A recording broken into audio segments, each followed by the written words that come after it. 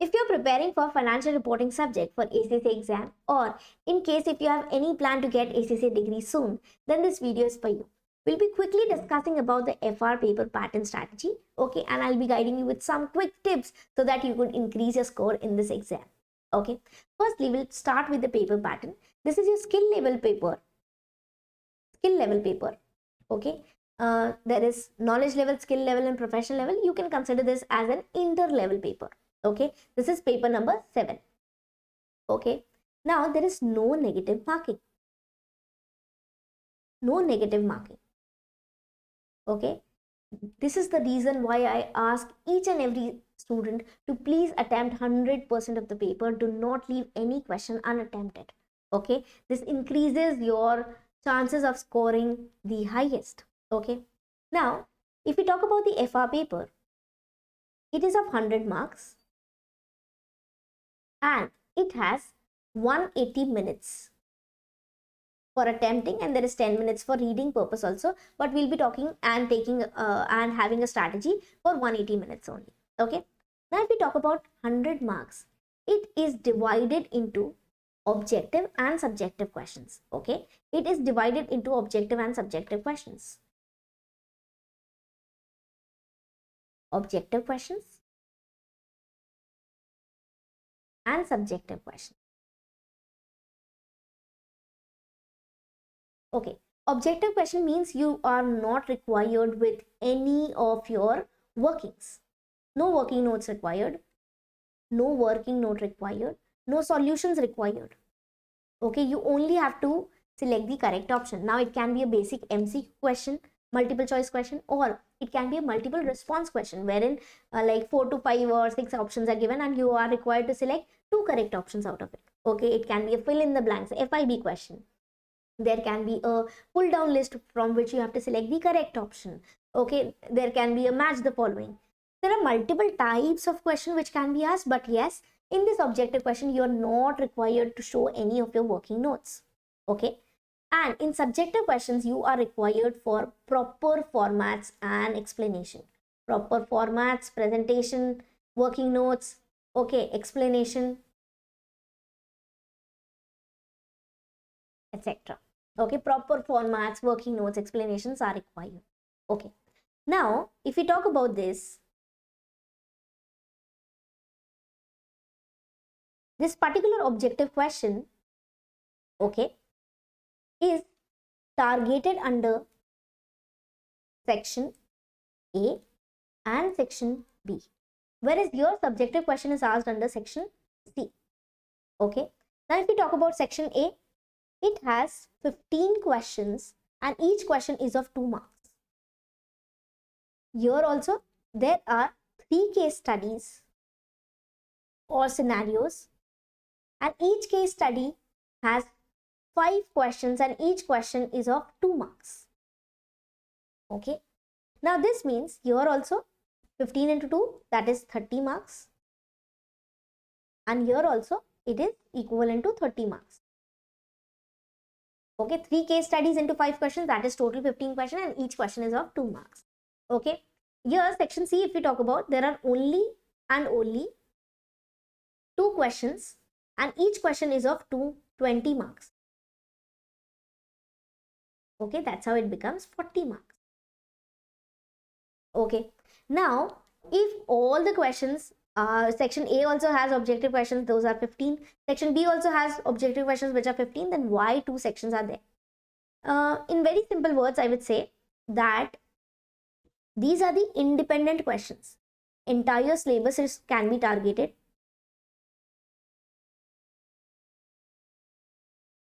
Okay. Whereas if we talk about section B, here it is case study based question, or you can say dependent question. One case study and we have 5 questions dependent on the case study. Case study based questions are there. Okay.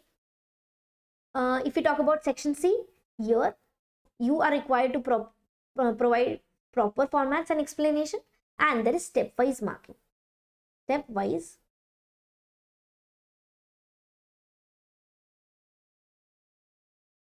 Okay, so even a portion of the entire question has been correctly solved, then you will be getting marks. For example, if you solve goodwill correctly, then you will be given marks. Okay. But if you talk about section A and section B, you will be given 2 out of 2 only when you select the entire option correctly, if you answer entire option correctly. Okay. For example, there is a multiple response question wherein 5 options are given and you are required to select the 2 correct options. You will be given 2 out of 2 only and only when you select both the options correctly. There is no partial marking. Okay, either 2 out of 2 or 0 out of 2. Okay, there is no marking for any half correct answer.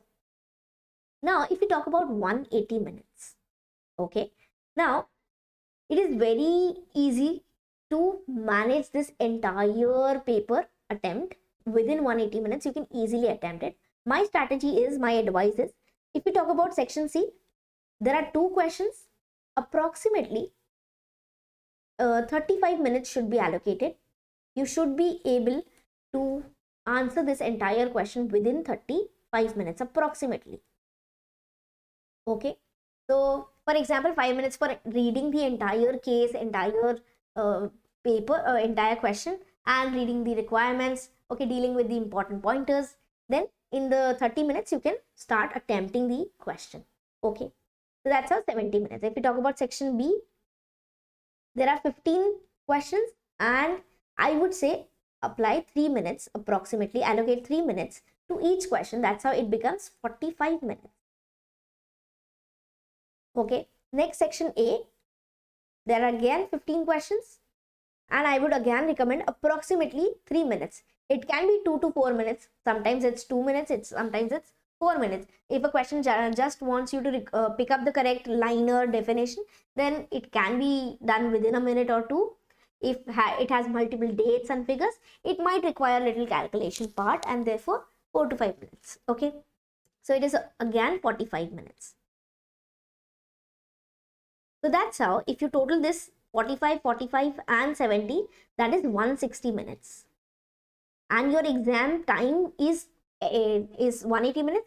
So that's how you have 20 minutes extra. This 20 minutes is extra if you follow this strategy. Okay. You will never miss any answer. You will never miss any question unattempted. Okay. Now, firstly, if we talk about our pattern, what do? We simply take mock test and all, and wherein I put a timer of 3 minutes and students are given time of 3 minutes. The question is on the screen and they attempt that question, and then after that I ask the answer. If it's correct, I give them marks simultaneously. Okay. So in your mocks, I am here and I'm providing a timer wherein you have to use that and you have to answer within that time limit. But if you talk about your main exams, there won't be any time tracker for every 3 minutes. There won't be anybody who will be tracking every 3 minutes. Even if you sit for each and every question, you won't be able to time your each and every question and set a 3-minute timer. Okay. So for this, what we can do, there is a 90-minute session. You can see these are 90 minutes. This means the MCQ part should be solved within 1.5 hours. Okay. So instead of keeping a track of section or questions, what you can do, in case, like just an example, what you can do, example, you can say that, okay, let's solve 10 objective questions, okay, in 30 minutes. So you can keep a track of every 30 minutes, every half an hour you can target that, okay, let's solve 10 questions. It might be that in some hour, in one half an hour, you have managed to solve 12 questions. In another one, you can manage to solve 9 questions, 8 questions. Okay, approximately 10 questions in every 30 minutes. Okay, so that's how you can keep a track of time. And if you follow this strategy, you will be able to solve entire paper within time. Nextly, one question that is frequently asked is whether to solve section A, B and C in this sequence, or should I go with a sequence of C, B, A or B, C, A, whatever. Okay, there are multiple sequences that can be taken up. So my advice is, depends upon what your expertise is. If you feel like, no, my subjective question handling is more good, okay, is better, I can score super good because I know how to do consolidation, I know how to prepare the formats and the working notes. Okay, I've done super practice. So if you feel like your expertise is section C, please start with section C, okay, and keep a track of time. And then go with A and B or B and A, okay. Or if you feel like no, objective questions are more scoring for you, okay, wherein section C is little lesser of confidence and takes much of a time, okay, you're not confident whether the answer is correct or not, then you can go in a sequence of A, B and C, okay. Later attempt the subjective part. It all depends upon your expertise, because see, there are 100 marks and you are required to score the highest. You aim to score the highest, okay. Now if you're good with this, then in case if you do not know your expertise, that whether you're good at C, B or A, B or C, okay, if you're not knowing this, then very simple advice is sit for mock test, okay. Sit for mock test, and in that mock test you can say that, okay, in first mock test, schedule a timer, set a timer of 3 hours, and try to attempt in a sequence of A, B and C. In the second mock test, attempt the another sequence, C, B and A or C, A and B, okay. And find both the conclusions, markings and all, compare them, whichever is more scoring for you, in which pattern, in which sequence were you able to manage your time better, okay, were you able to attempt more and more questions. As soon as you get this answer, stick with that and apply that in your main exam. I hope this entire information helps you. We have a small quick revision course for ACCA paper. The description for the same is available in the the link for the same is available in the description box. You can check out that. Other than that, if there is any query regarding this, you can definitely ask us. Please download our app and you can chat with us. We try to resolve your query within 24 hours. Okay, this is Swati Gupta, Chartered Accountant, signing off. See you in the next video. Till then, take care, be safe, stay tuned.